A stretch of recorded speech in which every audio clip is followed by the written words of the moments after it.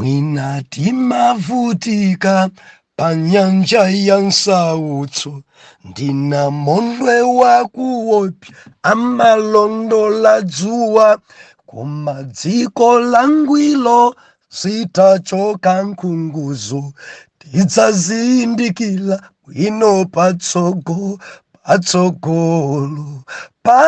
patsogolo mene mawabwira, pamene wayela adzafika kwawo, tidzanena nthano tagonjetsa bwanji, tidzazindikila bwino patsogolo. Ndikulandireni okondedwa omvera konse kumene muli. Heneleke ichale mtumiki wanu Danieli Muyuda. Zochitika masiku wotsiriza. Believer, lero pa 24 February 2023. Subtopiki mkwatulo.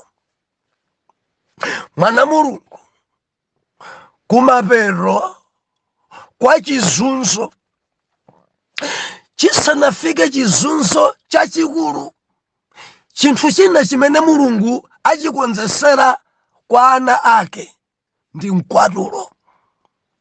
Believer, mkwatulo. Dziko lino believer, dziko lino oyera mtima adzakwatulidwa, oyera mtima adzachosedwa, oyera mtima adzayikidwa malo apadera-dera. Tili pamenepa lero. Dzulo timanena kuti zochitika masiku otsiriza, zinthu zidzafika pabwezi.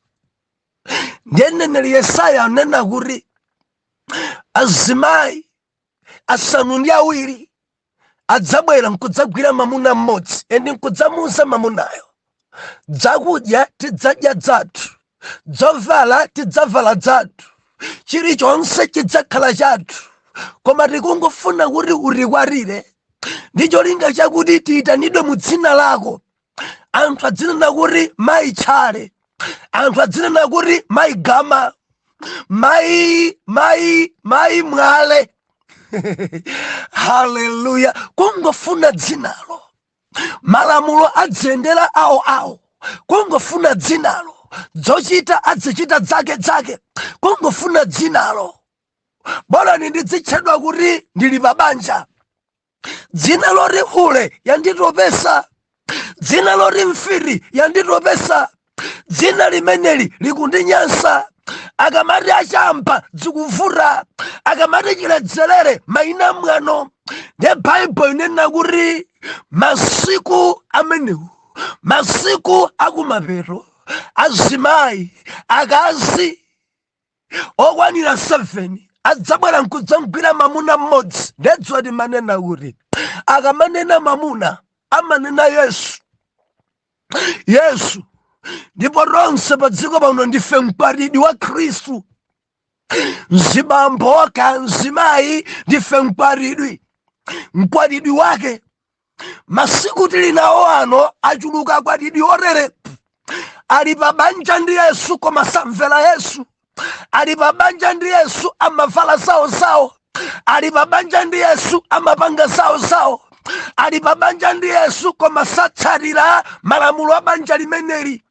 Believer, mafuna lise kwerere. Ukakhala Mkhristu umamvetsera zimene Yesu anena, and Yesu akalangiza umesweka wenge mmenemo.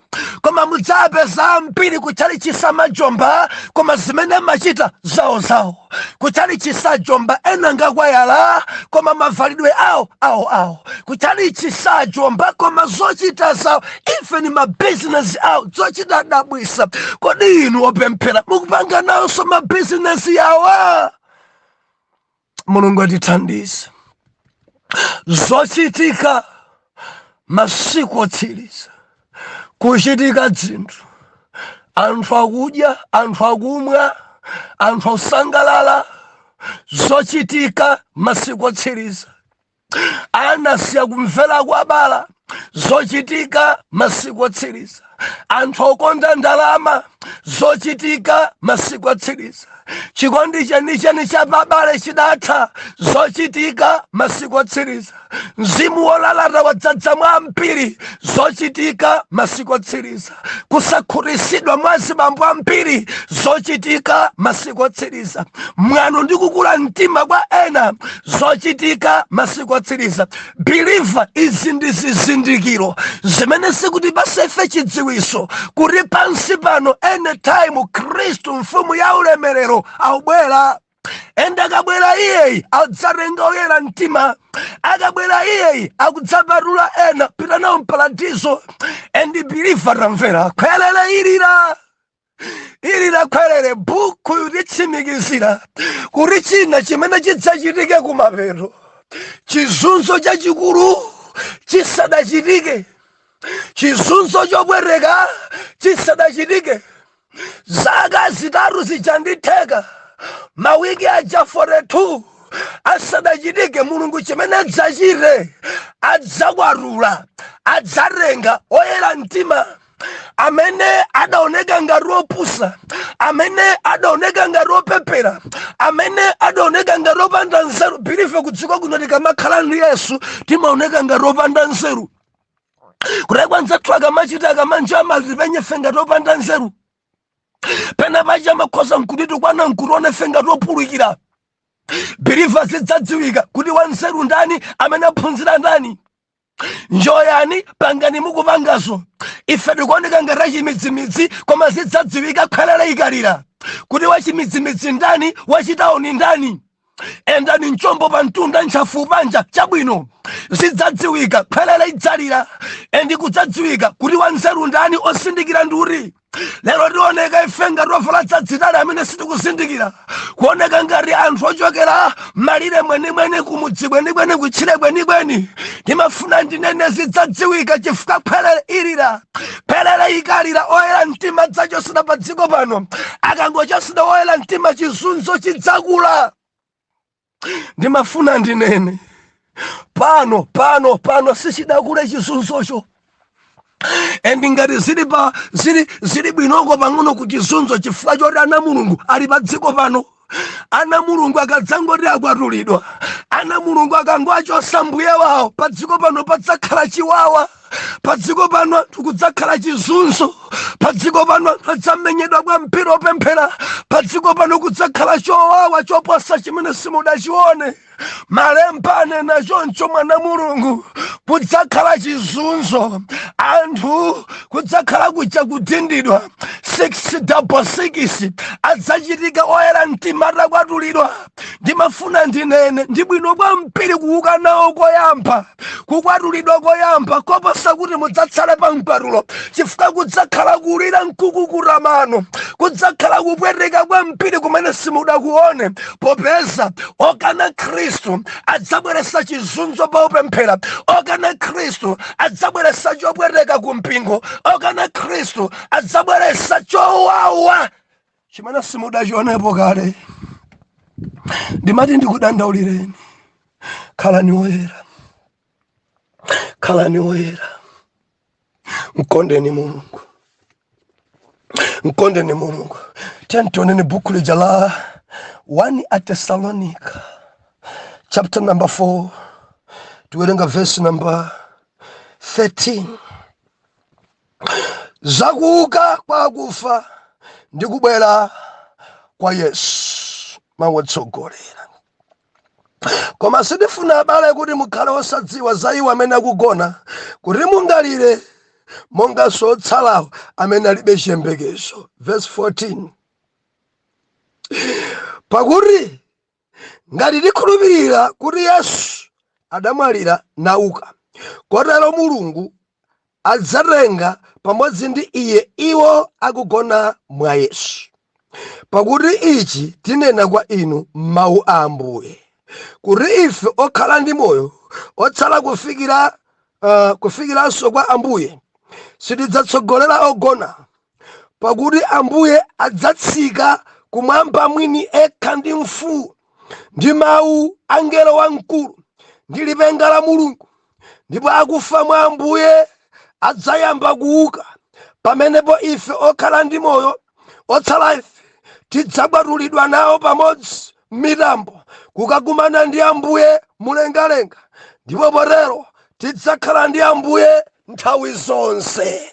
Haleluya. Omvera, mkwatulo mawu oti mkwatulo chichawa china ndi kutengedwa kapena kuti kusamusidwa. Oyera mtima adzasamusidwa dziko lino, oyera mtima adzabadulidwa dziko lino, oyera mtima adzachotsedwa pansi pano. Okana Khristu akadzadza adzazunza kwambiri, ndiye chimene Mulungu akonzera kwa anake oyera mtima. Adzachosa kuti amene akupanga phadawa, awa akuyenda chinowa, oyenda mchombo pa mtunda ngati salapawa, awa amene akunyoza kukondabe kutambawa, awa amene akakamirabe devowa. Believer, maa Mulungu akunena kuti kudzakhala chizunzo chachikulu kwambiri, koma chisadachitike Mulungu oyerayi adzachosa ana ake. Mkwatulo, believer, pali malo amene Mulungu olungamayi adzayike ana ake. Believer, pali malo amene Tate wathu adzayike oyera mtima, adzayike ana ake. Baibulo ikunena kuti amene adafa, amene ali m'manda, akuti lipenga idzalira, and lipenga ikadzalira kwekwe amene adzambe kuuka ndi amene adafa mwa Ambuye. Kudziko kuno believer, anthu akufa funso nkumati kodi akumwalira ndi Mulungu kapena kumwalira ndi ziwanda. Believer, zimachita kuoneka ngakhale munthu akutsirizika mchipatala kuti kumfa ukuku uyuyu apita paradiso kapena ayi. Si onse amene tingazindikire mafedo yawo, koma ena amachita kudziwika mchipatala kuti mkulu uyuyu zedi gahena uyu. Wina amamwalira kutukwana, chinzibambo chikumwalira chikuthatha ndi imfa, koma chikutukwa na chikazi chokhachoka. Magadani onse kuchita chisoni kumva manyazi kumona ndithu ndala mene kutukwanina maremu akasawa mpaka na kuwera mapansi, kumva mzibambo mene kutukwana chikazi chokhachoka, kuchita kudziwa onse muodi mene kuti ndala uyuyu ndithu kumene kukupita iye kunkopserera mpaka olapa alibe kutukwana mu last minute. Oh, haleluya. Wina kuti amwalire mpaka na kulumphira guardian kunkanyanga pakosi. Anthu lega amene patient maswali pyu akunkanyanga pakosi mkazi wake chindala amene nkanyangeni afuna afe onse. Sozote kumene kukupita uyuyu kulibe mtende. Ena machita kunena akubwera Ambuya agogo kwakwani. Moti uone angelo akukulandira pamene kumwalira kumakuona agogo. Ena machita kudzikiratu kumene kukupita iyo awa akuli mavuto awa. Anthu amene akumwalira opanda Yesu lipenga ikadzalira sadzamvayi endi sadzadzukayi. Believer, ndikudandaulire usafe opanda Yesu, usamwalire opanda Yesu. Ndikunena ndi wina uli mchipatala, landira Yesu kuchipatala. Wina uli ku prison, landira Yesu ku prison. Ena muli kunja kwa dziko, ena muli mdziko langa lino, mulandireni Yesu. Simukudziwa tsiku la kufa kwanu. Mukafa opanda Yesu nzowawa, mukafa opanda Yesu nchopwereka, mukafa opanda Yesu nchowawa, kuli chizunzo. Endo omwalira opanda Yesu lipenga sadzamva lipenga. Ambuya atithandize kwambiri, Ambuya atithandize kwambiri. Ena akamamwalira mchipatala kuti akupita kutsasika, kuchita kumva mtendere, akumwalira akulangiza ana anga akondana, mudzikondana. Ndikumuuza mkazi wake kama mwamuna wake, chonde musasiye kupemphera, mudzipemphera. Ine ndikutsogola, pempherani ananga. Chonde siyani, ino amene mukuledzera lekani mkonde Mulungu. Iti patient nkumalimbikitsa magadiyani. Munthu mupita kamona kuchipatala koma iye nkumakulimbikitsani, nkumakupasani mavesi ali pa bedi, nkumakuzani za moyo wosatha ali pa bedi, nkumakuzani musadandaule kuli Mulungu. Ana anga alimbikirani, pemphera, muopeni Jehova, mpembedzeni Jehova, koma akudwala ali pa bedi, ali kumapero akulangiza ana musakangane chifukwa cha chuma, musalumane kuli moyo wosatha, zapa dziko zinzosala dadi ali akulimbikitsa. Ine ndakumana nawo anthu oterewa ambiri kupita kamona iniyo kumadzimvera chisoni kuti nzathu apezeka kwambiri kuona amene aondera athera, koma mawu akuchoka pakamwa pake. Mulungu ndi wabwino kwambiri. Ndikuyamika Ambuye kuti andikonda lero mwandipezanso ndi moyo. Nthawi ina iliyonse nditsogola, koma chonde pitirizani abusa kumtumikira Mulungu wanu. Ndi Mulungu wabwino kwambiri. Nthawi zimene adalemba dzandikwanira, anytime nditsogola, koma mkondeni Ambuye. Awawa ndakumana nawo ambiri, modi ndinakutsimikizika mtima ali mparadizo, atatha kulimbikitsana pemphera nawo, after kupemphera nawo kumva madzulo ake amwalira, apita kuti paradizo. Wina ukamapemphera mchipatala amachita kukuyang'ana kufuna kukusandukira mchipatala momwemo, kota ngati kunsokoneza. Ali pa bedi alisira sife kupemphera mbali, kupemphera ena odwala. Awachoke awo aluko, awachoke awo akundisokoneza awo, achoke awo.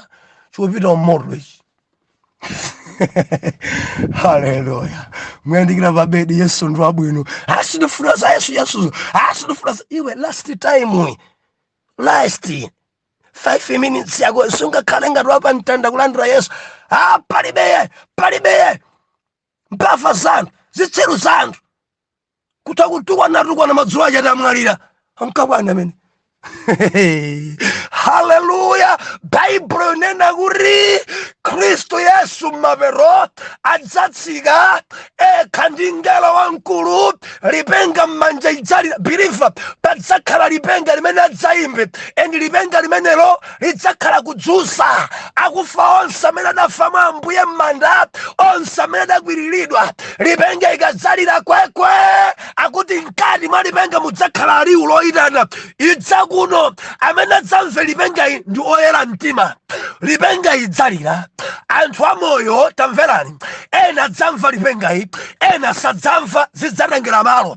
Ngati uli kubala kapena kuchita chisembwere, ngakhala uli pa udindo, koma ngati uli ndi uchimo, makutu ako adzatseka, lipenga sulidzayimva. Amene adzamve lipenga ndi okhawo amene adatembenuka mtima.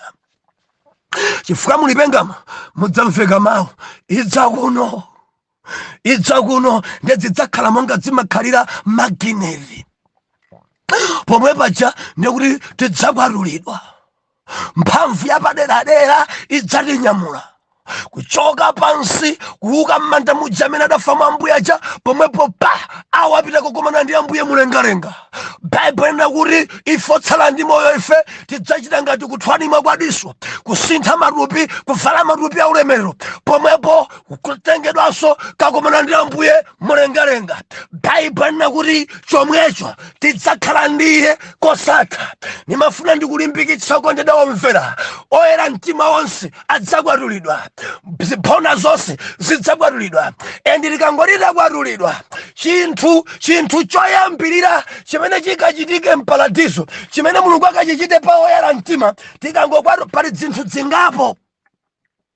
Nthawi yanga siku ndikuma ndidzifotokoze. Mwana Mulungu idziti dzifotokoze ndzabwino kwambiri ndzonuna.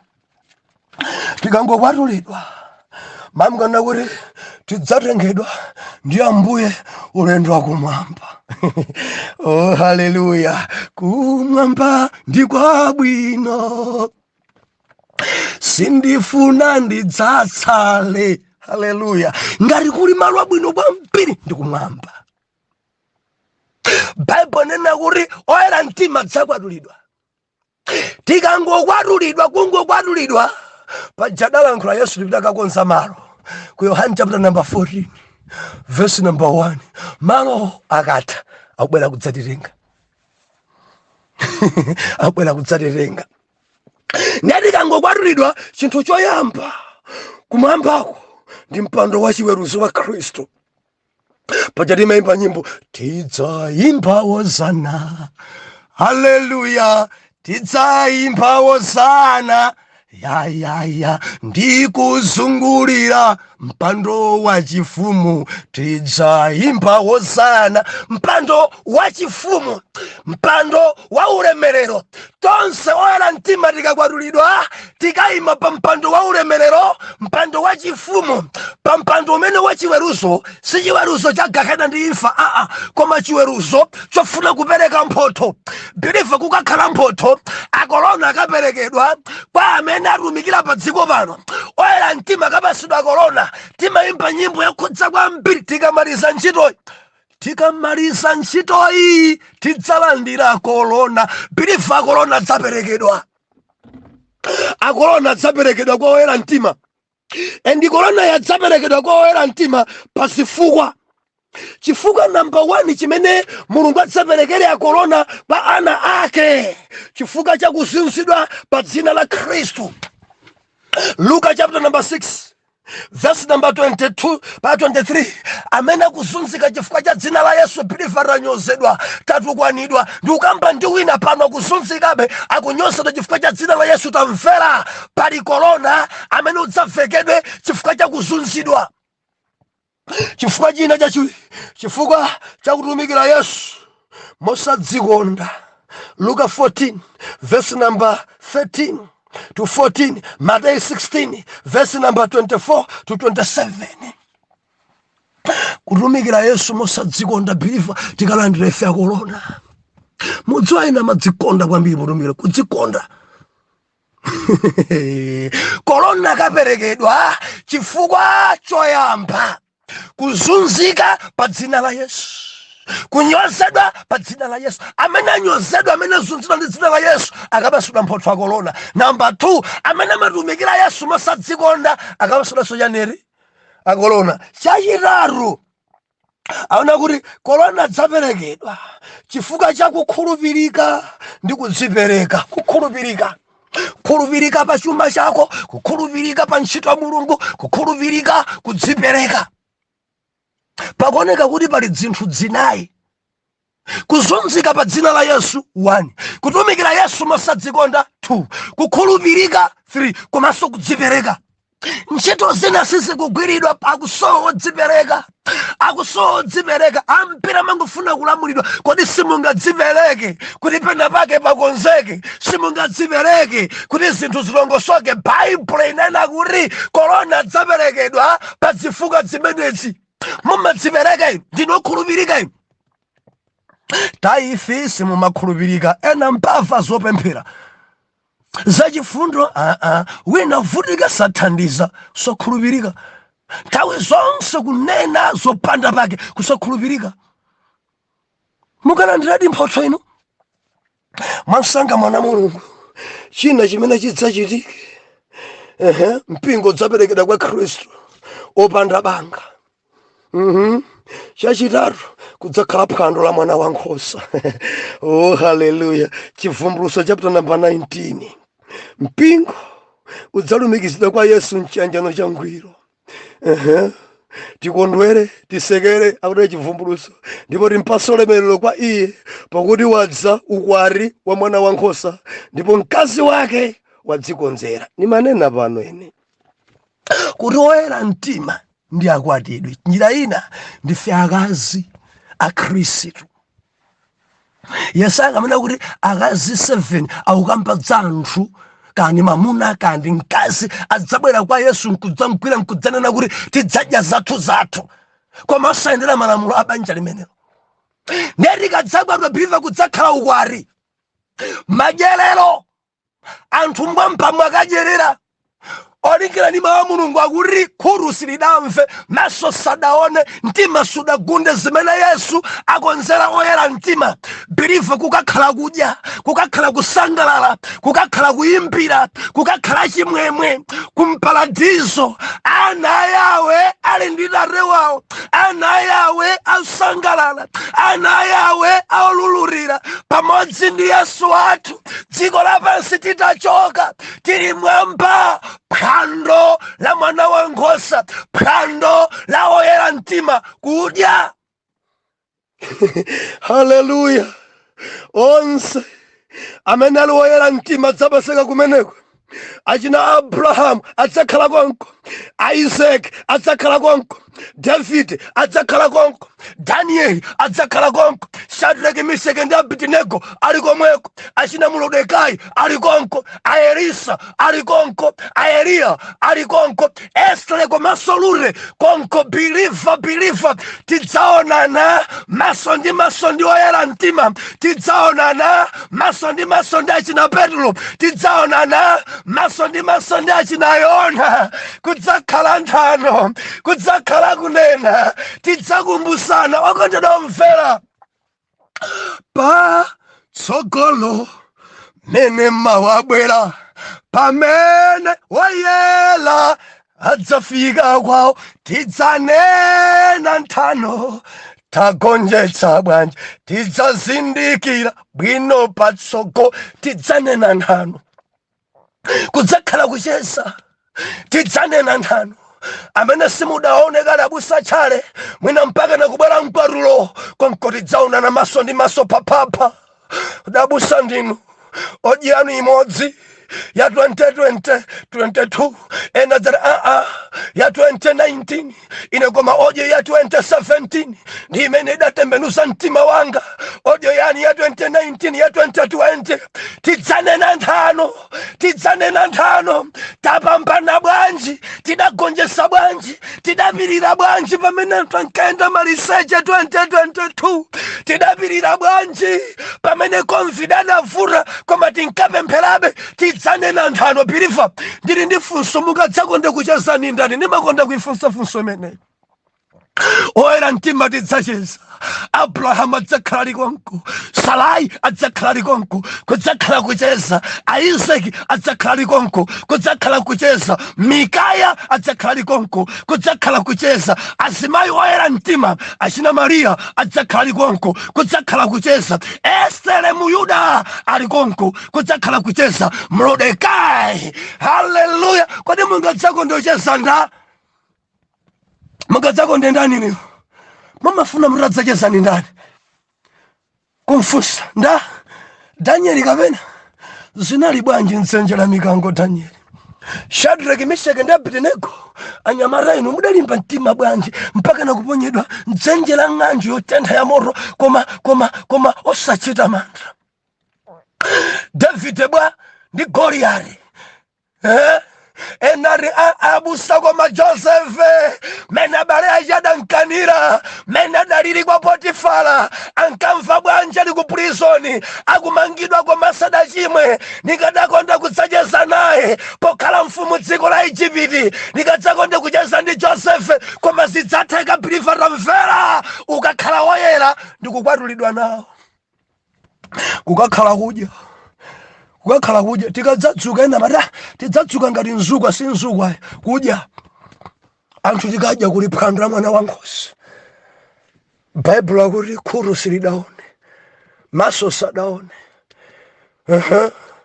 khutu silidamve, mtima sudafike kugunda pa zimene Mulungu akukonzera woyera mtima. Inu amene muli mtawuni muli zokudya zapamwamba kwambiri. Amene muli kunja kwa dziko kumene kuti mukudya anzathu kwambiri, mukubudula kwambiri, zimajuisi zapamwamba kwambiri. Koma malemba anakuti zimene Mulungu akonzera woyera mtima kunja kwa kulibe, kuma hoteloko kulibe. Ndiye kuti nzopambana koposa zimene munthu akonza. Ndimafuna ndikudandaulireni, mkakamireni Yesu uli pa phwando amene mudzakhale nawo. Mudzaonane maso papapa ndi Bishop Anjanji, mudzaonane nawo koda Justin ndiari, Atedzi ndiari, mudzaonane nawo Alevison, mudzaonane ndi Asambani, mudzaonane ndi Agama, Hamilton Yasini Gama, mudzaonane ndi akambwiri papapa, mudzaonane ndi akapalamula banda, maso ndi maso papapa, Ajuma Joado maso papapa ndi Achansi, mudzaonane maso papapa ndoya. Believer, kula rumika mbiri siningathe kwatchula pano. Arumika mbiri, mabishop onse, otchuka onse, maso ndi maso papapa.